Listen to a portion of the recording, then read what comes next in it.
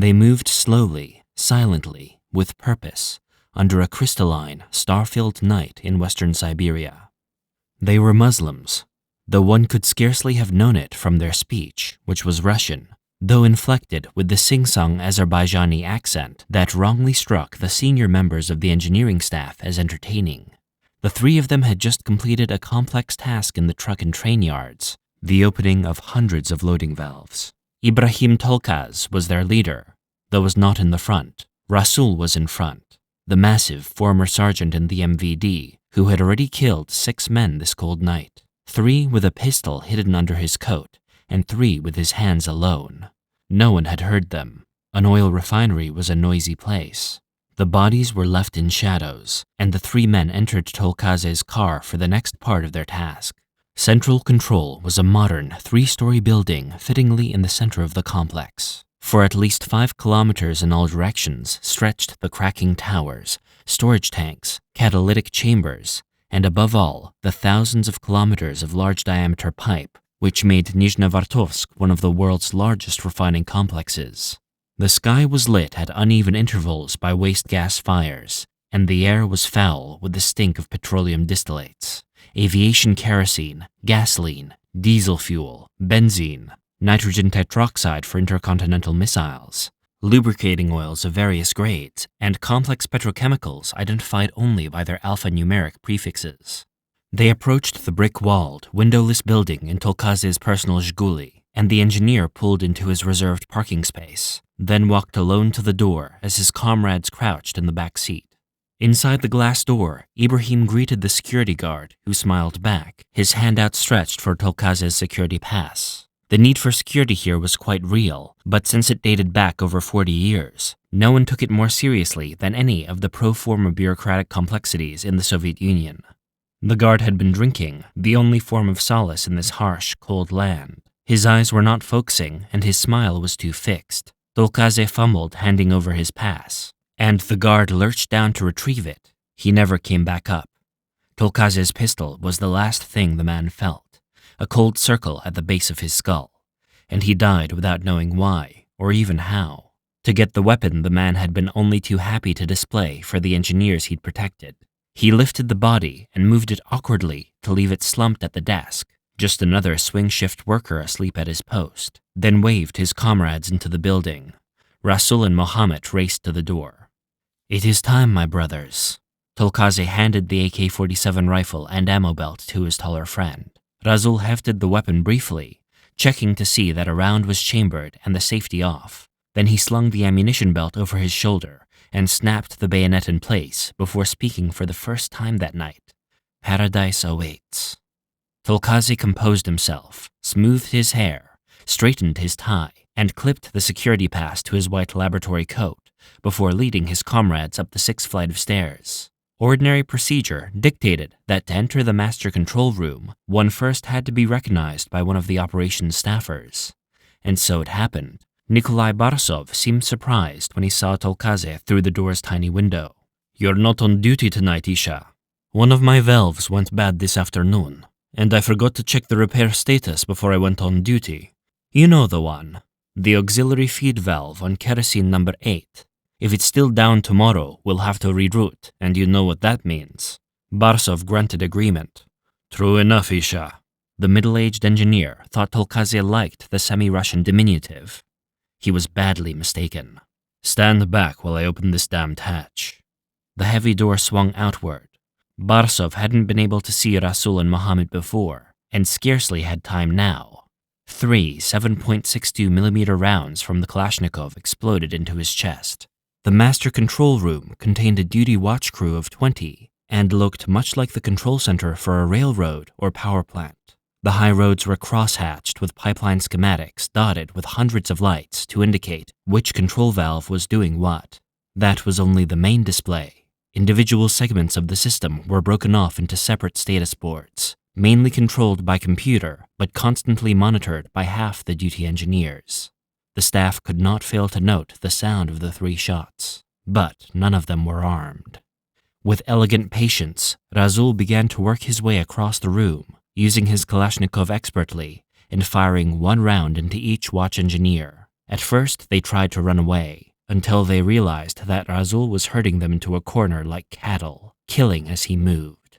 2 men bravely got on their command phones to summon a fast response team of KGB security troops. Razul shot one of them at his post, but the other ducked around the line of command consoles to evade the gunfire and bolted for the door, where Tolkaze stood. It was Boris Tolkaze saw, the party favorite, head of the local collective, the man who had befriended him, making him the special pet native of the Russian engineers. Ibrahim could remember every time this godless pig had patronized him, the savage foreigner imported to amuse his Russian masters. Tolkaze raised his pistol. "Isha!" The man screamed in terror and shock. Tolkaze shot him in the mouth and hoped Boris didn't die too quickly to hear the contempt in his voice. Infidel. He was pleased that Rasul had not killed this one. His quiet friend could have all the rest. The other engineers screamed, threw cups, chairs, manuals. There was nowhere left to run, no way around the swarthy, towering killer. Some held up their hands in useless supplication. Some even prayed aloud, but not to Allah, which might have saved them. The noise diminished as Razul strode up to the bloody corner. He smiled as he shot the very last, knowing that this sweating infidel pig would serve him in paradise. He reloaded his rifle and went back through the control room. He prodded each body with his bayonet, and again shot the 4 that showed some small sign of life. His face bore a grim, content expression. At least 25 atheist pigs dead, 25 foreign invaders who would no longer stand between his people and their God. Truly, he had done Allah's work.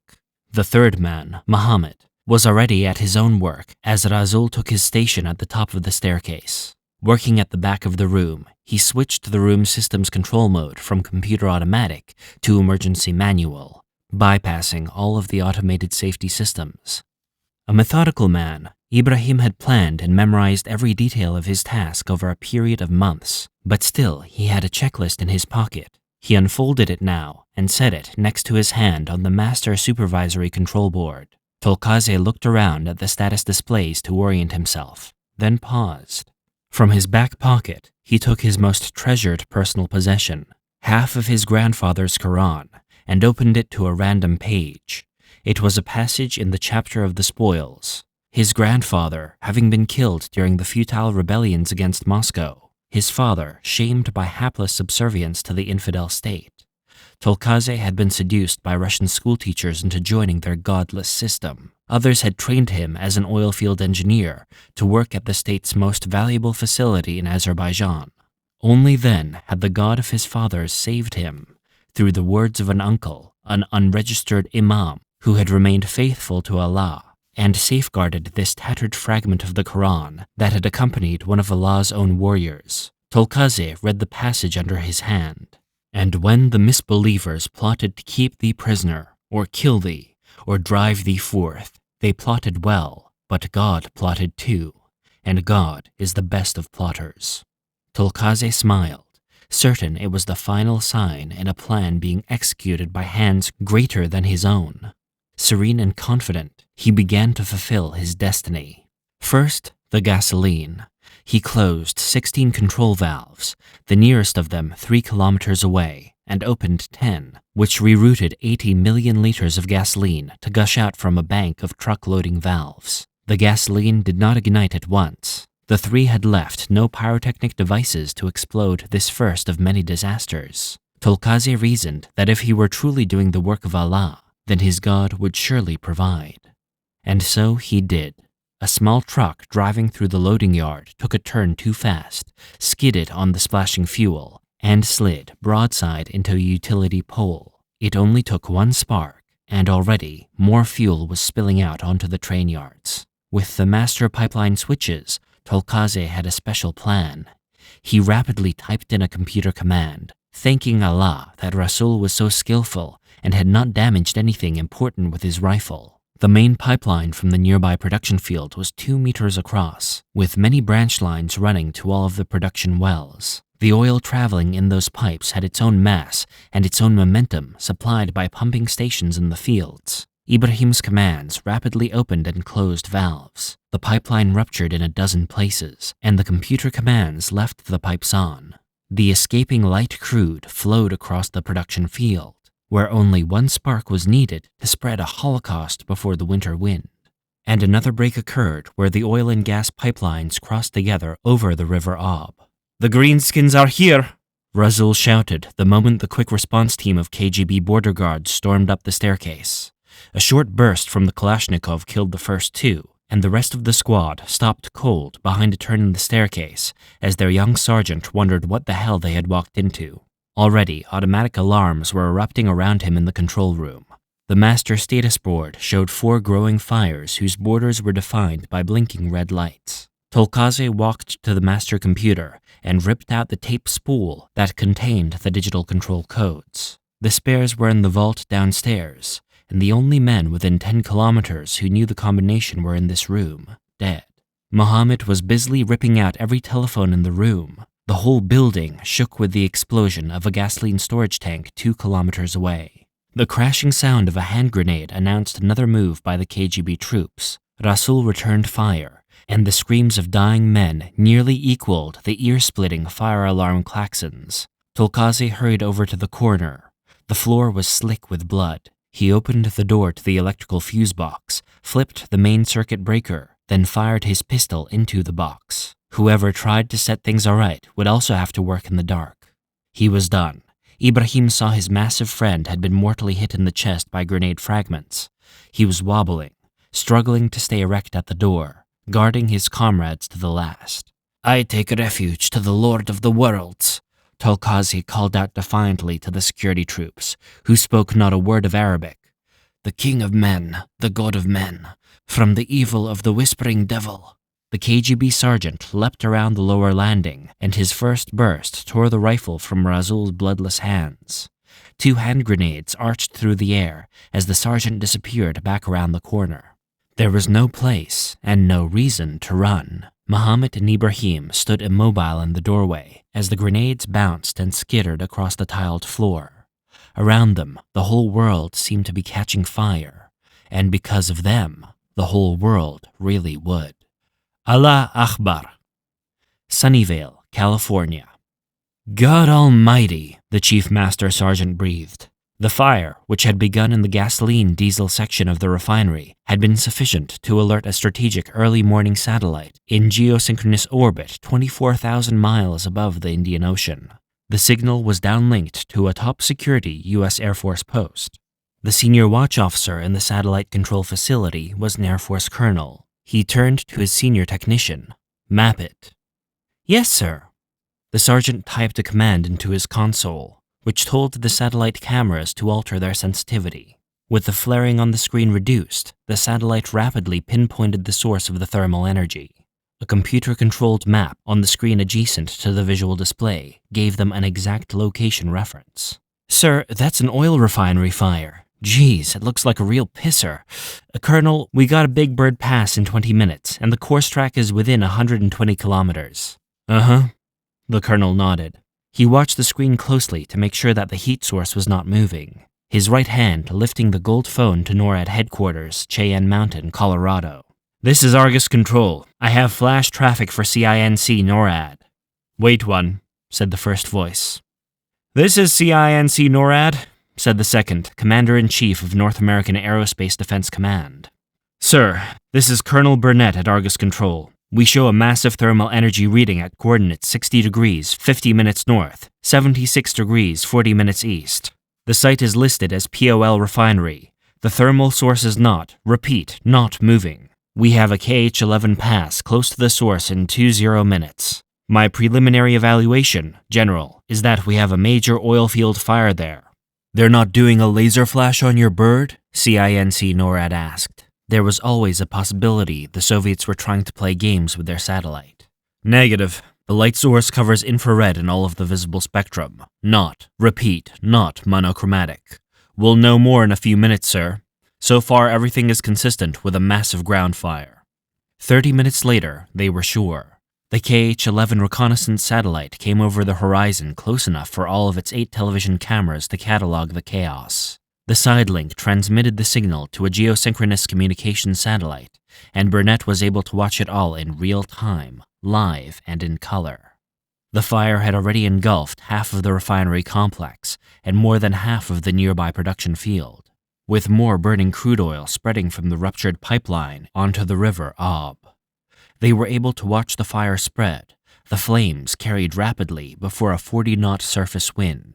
Smoke obscured much of the area on visible light, but infrared sensors penetrated it to show many heat sources that could only be vast pools of oil products burning intensely on the ground. Burnett's sergeant was from East Texas and had worked as a boy in the oil fields. He keyed up daylight photographs of the site and compared them to the adjacent visual display to determine what parts of the refinery had already ignited.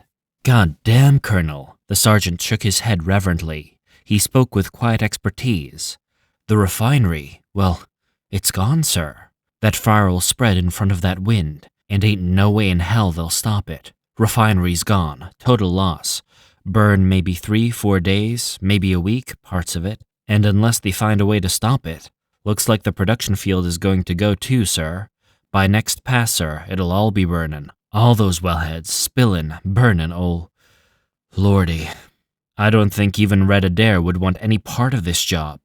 Nothing left of the refinery? Burnett watched a tape rerun of the Big Bird Pass. It's their newest and biggest. Ought to put a dent in their POL production while they rebuild that from scratch. And once they get those field fires put out, they'll have to rearrange their gas and diesel production quite a bit. I'll say one thing for Ivan. When he has an industrial accident, he doesn't screw around. A major inconvenience for a Russian friend, Sergeant."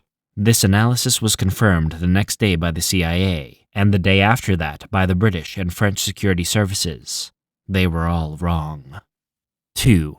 Odd Man In. Date time, 01-31-06, 15 copy 01 of 01 Soviet fire. BC Soviet fire, BJT 1809 FL. Disastrous fire reported in Soviet Nizhnevartovsk oil field, FL.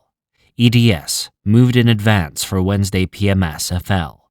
By William Blake, FC, AP military/intelligence writer. Washington, AP. The most serious oil field fire since the Mexico City disaster of 1984, or even the Texas City fire of 1947, sundered the darkness in the central region of the Soviet Union today, according to military and intelligence sources in Washington. The fire was detected by American National Technical Means, a term that generally denotes reconnaissance satellites operated by Central Intelligence Agency. CIA sources declined comment on the incident. Sources in the Pentagon confirmed this report, noting that the energy given off by the fire was sufficient to cause a brief stir in the North American Aerospace Defense Command, which was concerned that the fire was a possible missile launch directed at the United States, or an attempt to blind American early warning satellites with a laser or other ground-based device.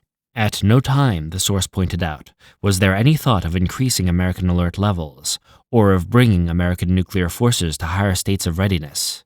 It was all over in less than 30 minutes, the source said. No confirmation was received from the Russian news agency, TASS, but the Soviets rarely publish reports of such incidents. The fact that American officials referred to 2 epic industrial accidents is an indication that many fatalities might result from this major fire. Defense sources were unwilling to speculate on the possibility of civilian casualties. The city of Nizhnevartovsk is bordered by the petroleum complex. The Nizhnevartovsk oil production field accounts for roughly 31.3% of total Soviet crude oil, according to the American Petroleum Institute, and the adjacent, newly built Nizhnevartovsk refinery for approximately 17.3% of petroleum distillate production. Fortunately for them, Donald Evans, a spokesman for the institute, explained, oil underground is pretty hard to burn, so you can expect the fire to burn itself out in a few days. The refinery, however, depending on how much of it was involved, could be a major expense. When they usually go pretty big, Evans said.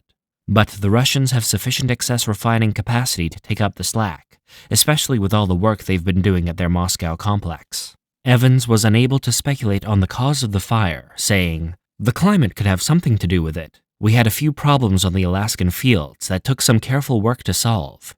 Beyond that, any refinery is a potential Disneyland for fire, and there is simply no substitute for intelligent, careful, well-trained crews to run them. This is the latest in a series of setbacks to the Soviet oil industry. It was admitted only last fall at the plenum of the Communist Party Central Committee that production goals in both the eastern Siberian fields had not entirely fulfilled earlier hopes.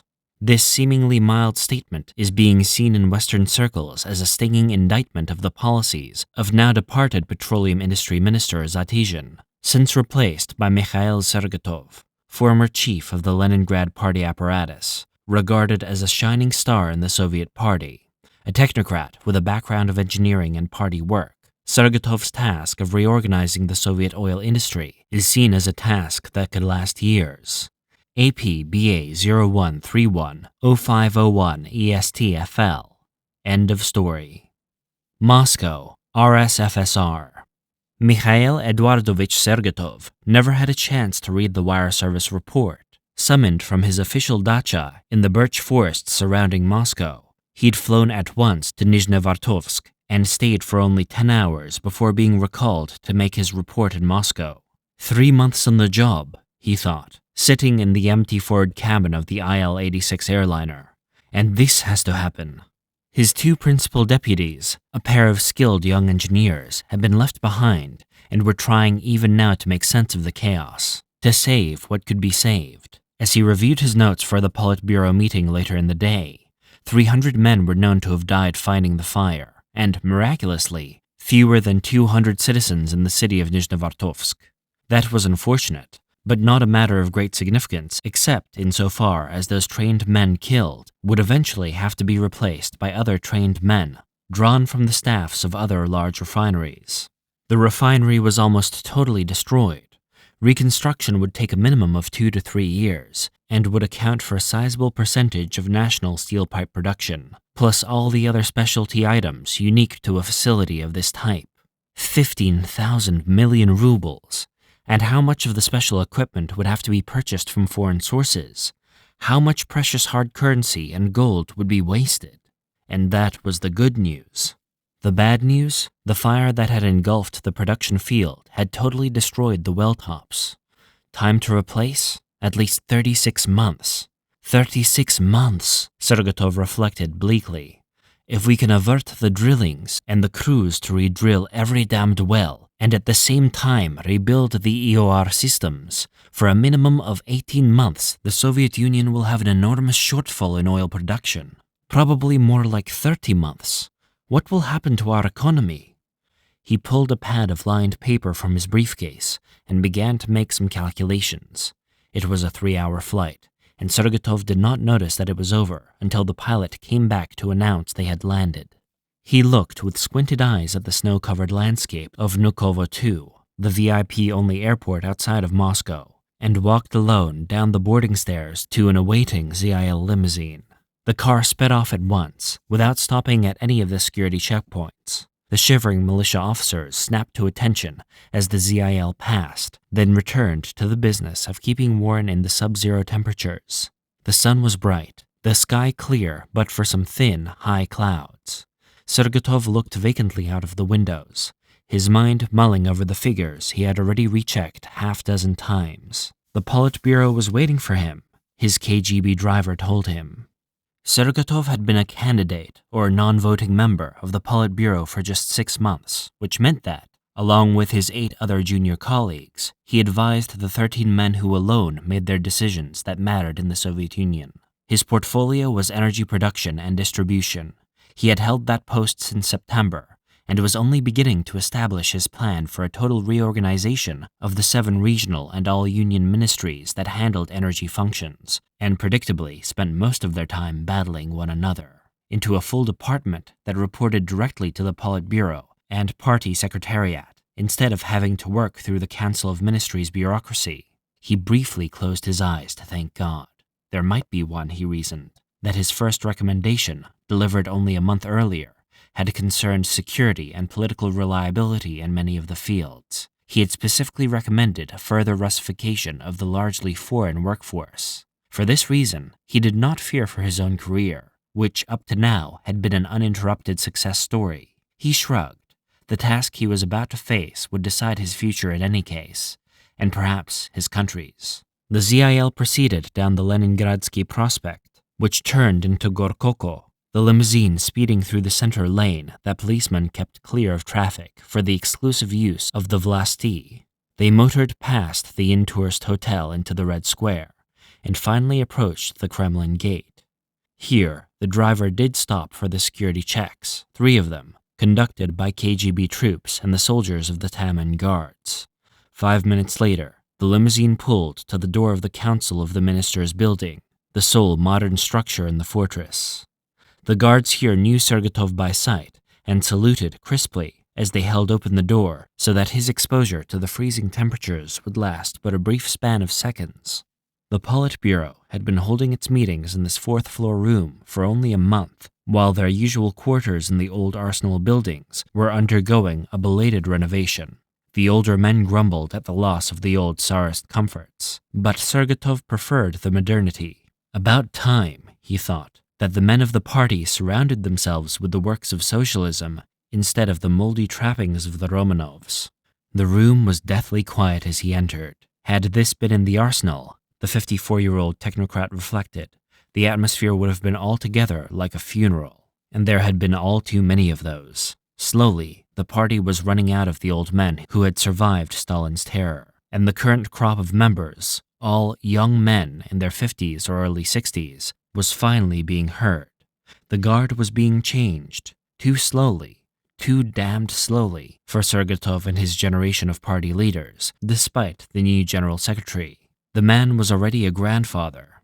It sometimes seemed to Sergatov that by the time these old men were gone, he'd be one himself. But looking around this room now, he felt young enough.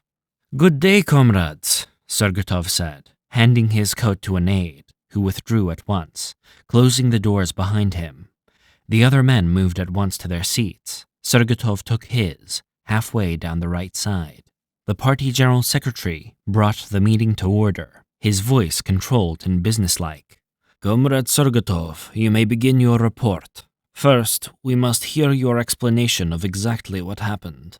"Comrades, at approximately 2300 hours yesterday, Moscow time, 3 armed men entered the central control complex of the Nizhnevartovsk oil complex and committed a highly sophisticated act of sabotage." "Who were they?" the defense minister asked sharply. "We only have the identification of 2 of them. One of the bandits was a staff electrician. The third," Sergatov pulled an ID card from his pocket and tossed it on the table, "was senior engineer I.M. Tolkaze. He evidently used his expert knowledge of control systems to initiate a massive fire which spread rapidly before the high winds. A security team of 10 border guards responded at once to the alarm. One traitor, still unidentified, killed or wounded 5 of these with a rifle taken from the building guard, who was also shot. I must say, having interviewed the KGB sergeant, the lieutenant was killed leading his men, that the border guards responded quickly and well. They killed the traitors within minutes, but were unable to prevent the complete destruction of the facility, both the refinery and the production fields." "And if the guards responded so fast, how then did they fail to prevent this act?" the defense minister demanded angrily. He examined the photographic pass with a palpable hatred in his eyes. "What was this black-ass Muslim doing there in the first place?" "Comrade, work in the Siberian fields is arduous, and we have serious difficulties in filling the posts we have there. My predecessor decided to conscript experienced oil field workers from the Baku region to Siberia. This was madness. You will recall my first recommendation last year was to change this policy." "We have noted it, Mikhail Edvardovich," the chairman said. "Go on." "The guard post records all telephone and radio traffic. The response team was moving in under 2 minutes. Unfortunately, the guard post is located adjacent to the original control building. The current building was constructed 3 kilometers away when new computerized control equipment was obtained from the West 2 years ago. A new guard post was supposed to have been built, and the proper materials were allocated for this purpose. It would appear that these building materials were misappropriated by the complex director and the local party secretary for the purpose of building dachas on the river a few kilometers away. Both of these men have been arrested by my order for crimes against the state, Sergatov reported matter-of-factly. There was no reaction around the table. By unspoken consensus, those two men were sentenced to death. The formalities would be worked out by the proper ministries. Sergatov concluded, I have already ordered greatly increased security at all petroleum sites.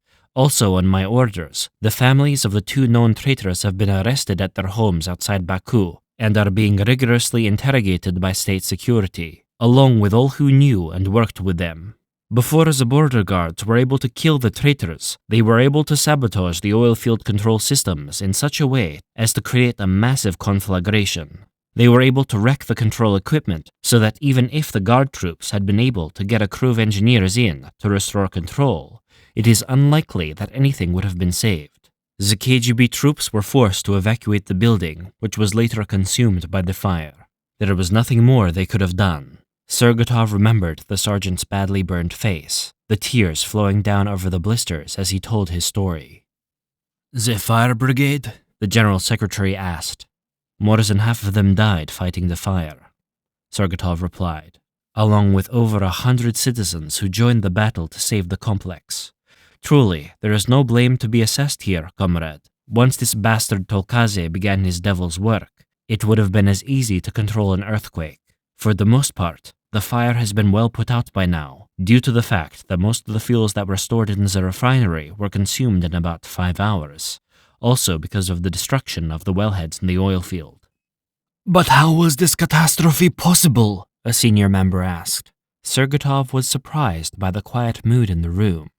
Had they met and discussed this affair already? My report of December 20th described the dangers here. This room quite literally controlled the pumps and valves for over 100 square kilometers. The same is true of all of our large oil complexes. From the nerve center, a man familiar with control procedures could manipulate the various systems throughout the field at will, causing the entire complex quite simply to self-destruct. Tolkaze had such skill. He was an Azerbaijani chosen for special treatment for his intelligence and supposed loyalty, an honor student educated at Moscow State University and a member in good standing of the local party. It would also seem that he was a religious fanatic, capable of astounding treachery. All the people killed in the control room were friends of his, or so they thought. After 15 years in the party, a good salary, the professional respect of his comrades, even his own automobile, his last words were a shrill cry to Allah, Sergatov said dryly. The reliability of people from that region cannot be accurately predicted, comrades. The defense minister nodded again. So, what effect will this have on the oil production? Half the men at the table leaned forward to hear Sergatov's answer. Comrades, we have lost 34% of our total crude oil production for a period of at least 1 year, possibly as many as 3. Sergatov looked up from his notes to see the impassive faces cringe as though from a slap. It will be necessary to redrill every production well and finally reconstruct the pipelines from the fields to the refinery and elsewhere. The concurrent loss of the refinery is serious, but not an immediate concern since the refinery can be rebuilt, and in any case represents less than 1/7 of our total refining capacity. The major injury to our economy will come from the loss of our crude oil production. In real terms, due to the chemical makeup of the Nizhnevartovsk oil, the net total production loss understates the actual impact on our economy. Siberian oil is a light, sweet crude, which means that it contains a disproportionately large amount of the most valuable fractions, those which we use to make gasoline, kerosene, and diesel fuel, for example. The net loss on these particular areas is 44% of our gasoline production, 48% of kerosene, and 50% of diesel. These figures are rough calculations I made on the flight back, but they should be accurate to within 2%. My staff will have more precise figures ready in a day or so. Half? The general secretary asked quietly. Correct, comrade, Sergatov responded. And how long to restore production? Comrade General Secretary, if we bring in every drilling rig and operate them around the clock, my rough estimate is that we can begin to restore production in 12 months. Clearing the site of the wreckage will take at least 3 months, and another 3 will be needed to relocate our equipment and commence drilling operations. Since we have exact information for oil locations and depths, the usual element of uncertainty is not part of the equation. Within a year, that is, 6 months after we commence the redrilling, we will begin to bring the production wells back on stream, and full restoration of the wells will be achieved within 2 more years. While this is all going on, we will need to replace the EOR equipment also. And what might that be? Defense asked. Enhanced oil recovery systems, Comrade Minister. Had these been relatively new wells, pressurized from underground gas, the fires might have lasted for weeks. As you know, comrades, these are wells for which a good deal of oil has already been extracted. To enhance production, we have been pumping water into the wells, which has the effect of forcing more oil out. It may also have had the effect of damaging the oil-bearing strata. This is something our geologists are even now attempting to evaluate. As it was, when power was lost, the force driving the oil from the ground was removed, and the fires in the production fields rapidly began to run out of fuel. They were, for the most part, dying out when my flight left for Moscow. So, even 3 years from now, production may not be completely restored, the Minister of the Interior asked. Correct, Comrade Minister. There is simply no scientific basis for making an estimate of total production. The situation we have here has never happened before, either in the West or the East. We can drill some test wells in the next 2 or 3 months that will give us indications. The staff engineers I left behind are making arrangements to begin the process as quickly as possible, with equipment already at the site. Very well, the General Secretary nodded.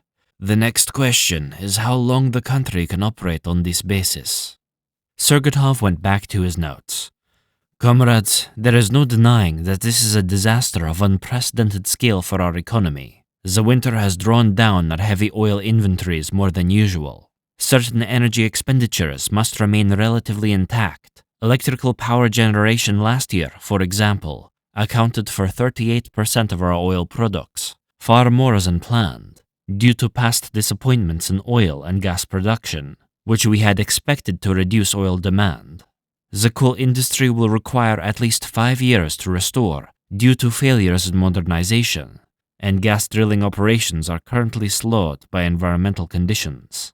For technical reasons, it is extremely hard to operate such equipment in extreme cold weather. So make those lazy bastards on the drilling crews work harder, suggested the chief of the Moscow party. It is not the workers, comrade, Sergotov sighed. It is the machines. Cold temperature affects metal more than men. Tools and equipment break simply because they are brittle with cold. Weather conditions make resupply of spare parts to the camps more difficult. Marxism-Leninism cannot dictate the weather. How difficult would it be to conceal the drilling operations? Defense asked. Sergotov was surprised. Difficult? No, Comrade Minister, impossible. How can one conceal several hundred drilling rigs, each 20 to 40 meters high? One might as easily attempt to conceal Plesetsk missile launch complexes. Sergotov noticed for the first time the glances being exchanged by Defense and the General Secretary. Then we must reduce the consumption of oil by the electrical industry, the General Secretary pronounced. Comrades, allow me to give you some rough figures on the way in which we consume our oil products. Please understand I am going from memory, since the annual departmental report is in the process of formulation at this time. Last year, we produced 589 million tons of crude oil. This fell short of planned production by 32 million tons, and the amount actually produced was only possible due to the artificial measures that I have already discussed. Roughly half of that production was semi-refined into mazout, or heavy fuel oil, for use in electrical power plants, factory boilers, and the like. Most of this oil simply cannot be used otherwise, since we have only now only two, refineries with the sophisticated catalytic cracking chambers needed to refine heavy oil into light distillate products. The fuels we produce serve our economy in many ways. As we have already seen, 38% goes for electrical and other forms of power generation, and fortunately, much of this is mazout. Of the lighter fuels, diesel, gasoline, and kerosene, agricultural production and the food industries, transportation of goods and commodities, public consumption and passenger transportation, and finally, military uses, These alone absorbed more than half of last year's production.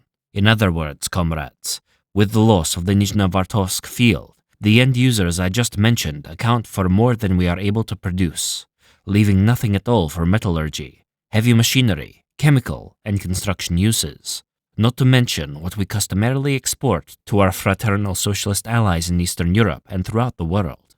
To answer your specific question, Comrade General Secretary, we can make perhaps a modest reduction in the use of light oils in electrical power usage. We have a serious shortfall in electrical power production, resulting in occasional brownouts and complete power outages. Further cuts in power generation will adversely affect such crucial state activities as factory production and rail transport.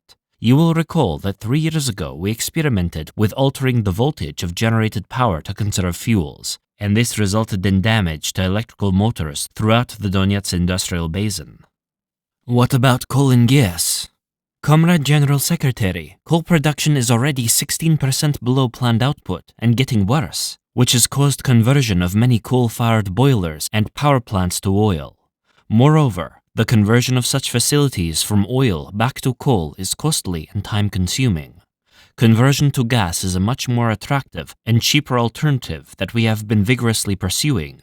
Gas production is also under plan, but it is improving. We had expected to exceed planned targets later this year. Here, we must account for the fact that much of our gas goes to Western Europe. It is from this that we gain Western currency, with which to purchase foreign oil, and of course, foreign grain. The Politburo member in charge of agriculture winced at this reference. How many men, Sergatov wondered, had been done in by their inability to make the Soviet agricultural industry perform?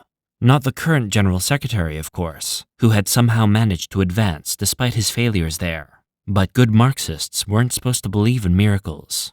His elevation to the titular chairmanship had its own price, one which Sergatov was only beginning to understand. "So, what is your solution, Mikhail Edvardovich?" the defense minister inquired with unsettling solicitude. "Comrades, we must bear this burden as best we can, improving efficiency at every level of our economy." Sergatov didn't bother talking about increased imports of oil. The shortfall he had explained would result in more than a 30-fold increase in imports, and hard currency reserves would scarcely allow a doubling of foreign oil purchases. "We will need to increase production and quality control at the Barricade drilling factory in Volgograd, and to purchase more drilling equipment from the West so that we can expand exploration and exploitation of known fields. And we need to expand our construction of nuclear reactor plants. To conserve what production we do have, we can restrict supplies available to trucks and personal automobiles. There is much waste in this sector, as we all know, and perhaps about a third of the total usage. We can temporarily reduce the amount of oil consumed by the military, and perhaps also divert some heavy machine production from military hardware to necessary industrial areas. We face 3 very hard years, but only 3, Sergatov summarized on an upbeat note. "Comrade, your experience in foreign and defense areas is slim, no?" the defense minister asked. "I never pretended otherwise, Comrade Minister," Sergatov answered warily. "Then I will tell you why this situation is unacceptable. If we do what you suggest, the West will learn of our crisis. Increased purchases of oil production equipment and unconcealable signs of activity at Nizhnovartovsk will demonstrate to them all too clearly what is happening here. That will make us vulnerable in their eyes. Such vulnerability will be exploited, and at the same time," he pounded his fist on the heavy oak table, "you propose reducing the fuel available to the forces who will defend us against the West." "Comrade Defense Minister, I am an engineer, not a soldier. You asked me for technical evaluation, and I gave it." Sergatov kept his voice reasonable. "This situation is very serious, but it does not, for example, affect our strategic rocket forces. Cannot they alone shield us against the imperialists during our recovery period? Why else had they been built?" Sergatov asked himself. All the money sunk into unproductive holes. Wasn't it enough to be able to kill the West 10 times over? Why 20 times? And now this wasn't enough.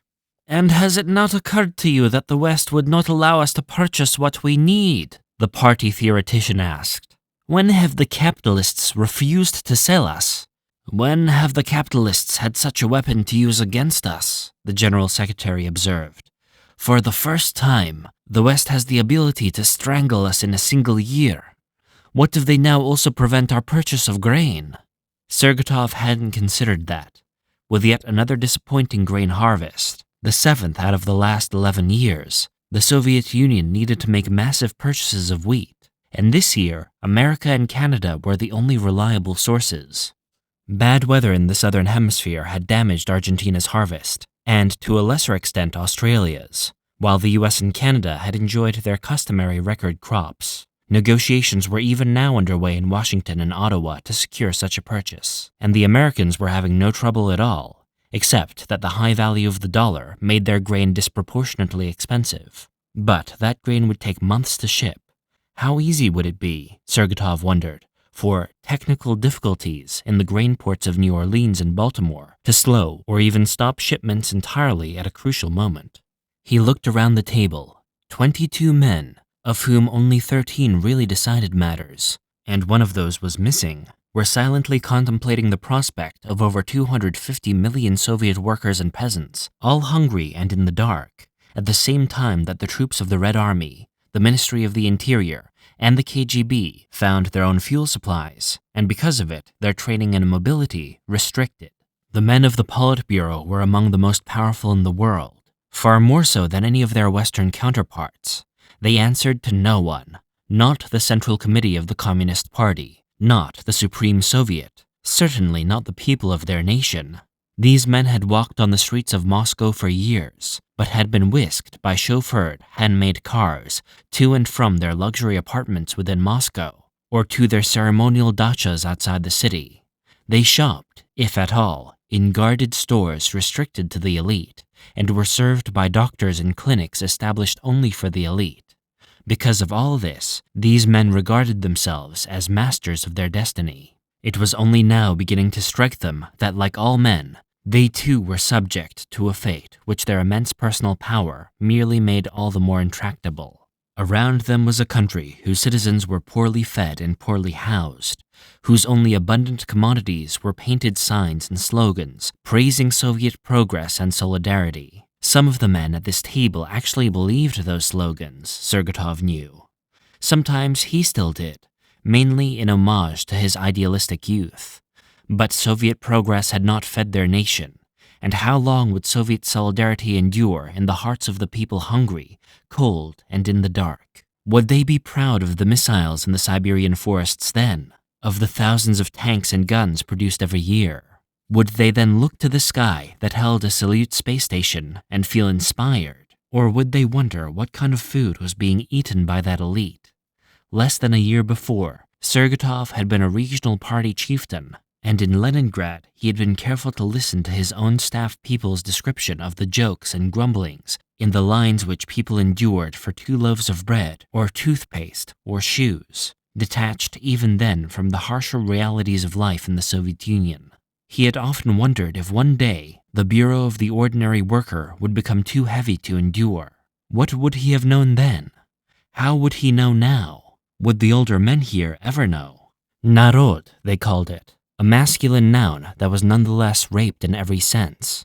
The masses, the faceless connection of men and women who toiled every day in Moscow and throughout the nation in factories and on collective farms, their thoughts hidden behind unsmiling masks. The members of the Politburo told themselves that these workers and peasants did not grudge their leaders the luxuries that accompanied the responsibility.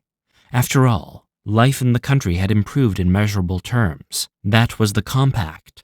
But the compact was about to be broken. What might happen then? Nicholas II had not known.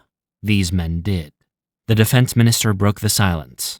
We must obtain more oil. It is as simple as that. The alternative is a crippled economy, hungry citizens, and a reduced defense capacity, the consequences of which are not acceptable. We cannot purchase oil, a candidate member pointed out.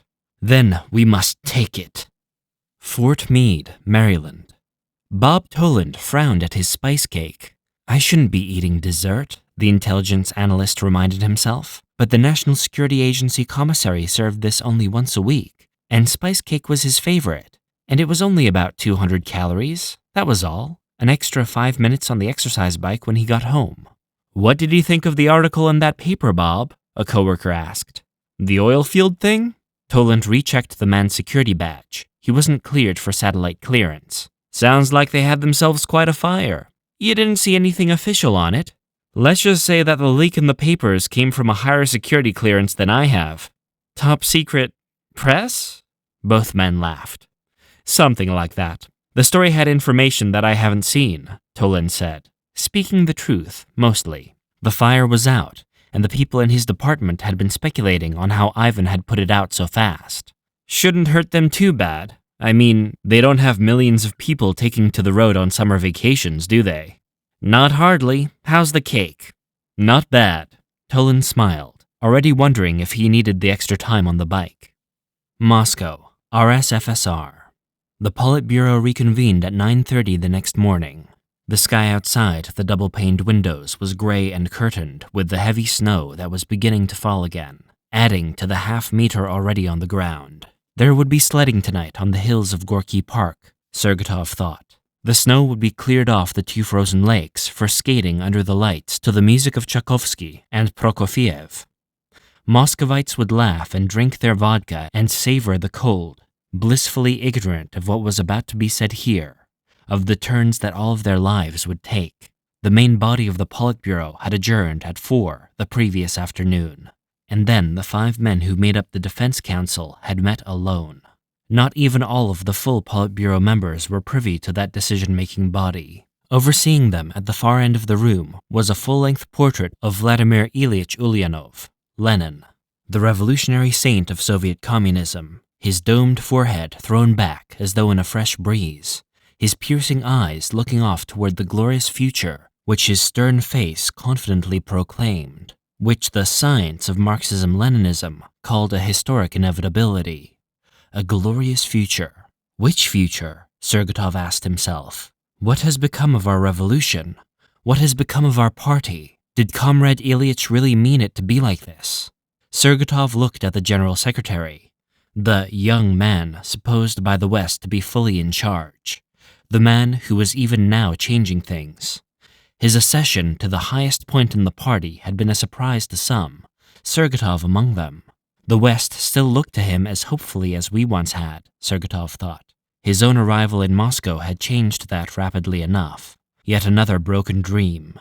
The man who had put a happy face on years of agricultural failure now applied his superficial charm to a larger arena. He was laboring mightily. Anyone at this table would admit that. But his task was an impossible one. To get here, he had been forced to make too many promises, too many deals with the old guard. Even the young men of 50 and 60 he'd added to the Politburo had their own ties to former regimes. Nothing had really changed. The West never seemed to absorb the idea. Not since Khrushchev had one man held sway. One man rule held dangers vividly remembered by the older generation of the party. The younger men had heard the tales of the great purges under Stalin often enough to take the lesson to heart, and the army had its own institutional memory of what Khrushchev had done to his hierarchy. In the Politburo, as in the jungle, the only rule was survival, and for all, collective safety lay in collective rule. Because of this, the men selected for the titular post of General Secretary were not elected so much for their personal dynamism as for their experience in the party, an organization that did not reward people for standing out too distinctly from the crowd. Like Brezhnev and Andropov and Chernenko, the current chief of the party lacked the power of personality to dominate this room with his will alone. He'd had to compromise to be in his chair, and he would have to compromise to remain there. The real power blocks were amorphous things, relationships among men, loyalties that changed with circumstance and knew only expediency. The real power lay within the party itself. The party ruled all, but the party was no longer the expression of one man. It had become a collection of interests represented here by the 12 other men. Defense had its interest, the KGB, and heavy industry, and even agriculture. Each interest held its own brand of power, and the chief of each allied himself with others in order to secure his own place. The General Secretary would try to change this, would gradually appoint men loyal to himself to the posts that death made vacant. Would he then learn, as his predecessors had, that loyalty so easily died around this table. For now, he still carried the burden of his own compromises. With his own men not yet fully in place, the General Secretary was only the foremost member of a group that could unseat him as easily as it had unseated Khrushchev. What would the West say if it had learned that the dynamic General Secretary mainly served as the executor for the decisions of others? Even now, he did not speak first. "Comrades," began the defense minister, "the Soviet Union must have oil. At least 200 million tons more than we can produce. Such oil exists only a few hundred kilometers from our border in the Persian Gulf. More oil than we will ever need. We have the ability to take it, of course. Inside of 2 weeks, we could assemble enough aircraft and airborne troops to swoop down on those oil fields and gobble them up. Unfortunately, there would not fail to be a violent Western response. Those same oil fields supply Western Europe, Japan, and to a lesser extent, America. The NATO countries do not have the ability to defend those fields with conventional means. The Americans have their rapid deployment force, a hollow shell of headquarters and a few light troops. Even with their pre-positioned equipment at Diego Garcia, they could not hope to stop our airborne and mechanized forces. Were they to try, and they would have to try, their elite troops would be overwhelmed and exterminated in a few days, and they would be forced with a single alternative: nuclear weapons. That is a real risk we cannot disregard. We know for a fact that the American war plans call for nuclear weapons in this case. Such weapons are stored in quantity at Diego Garcia and would almost certainly be used. Therefore, before we can seize the Persian Gulf, we must first do one other thing. We must eliminate NATO as a political and military force. Sergatov sat upright in his leather chair. What was this? What was he saying? He struggled to keep his face impassive as the defense minister continued. If NATO is first removed from the board, America will be in a most curious position. The United States will be able to meet its own energy needs from Western Hemisphere sources, removing the need to defend Arab states, who are in any case not terribly popular with the American Jewish Zionist community. Did they really believe this? Sergatov wondered. Did they actually believe the United States would sit on its hands? What went on at the late meeting yesterday? At least one other person shared his concern. "So, the only thing we have to do is conquer Western Europe, comrade?" a candidate member asked. "Are these not the countries against whose conventional forces you warn us every year? Every year you tell us of the threat the massed NATO armies present to us, and now you say casually that we must conquer them. Excuse me, Comrade Defense Minister, but do not France and England have their own nuclear arsenals? And why would America not fulfill its treaty promise to use nuclear weapons in the defense of NATO?" Sergatov was surprised that a junior member had put the issues so quickly on the table. He was more surprised that the foreign minister answered. So, another piece of the puzzle. What did the KGB think of this? Were they not represented here? The chairman was recovering from surgery, but there should have been someone here, unless that had been taken care of last night. "Our objectives must be limited, and obviously so. This presents us with several political risks. First, we must engender a feeling of security in America to put them off guard until it is too late for them to react forcefully. Second, we must attempt to unravel the NATO alliance in a political sense." The foreign minister ventured a rare smile. "As you know, the KGB has been working on such a plan for the past several years. It is now in its final form. I will outline it for you." He did so, and Sergatov nodded at its audacity and also with a new understanding of the power balance in this room. So, it was the KGB. He should have known. But would the rest of the Politburo fall in line? The minister went on. "You see how it would work. One piece after another would fall into place. Given these preconditions, the water is so thoroughly muddied, and the fact that we would proclaim our unwillingness to threaten directly the two independent NATO nuclear powers, we feel that the nuclear risk, while real, is less than the risk we already face in our economy." Sergatov leaned back in his leather chair. So there it was.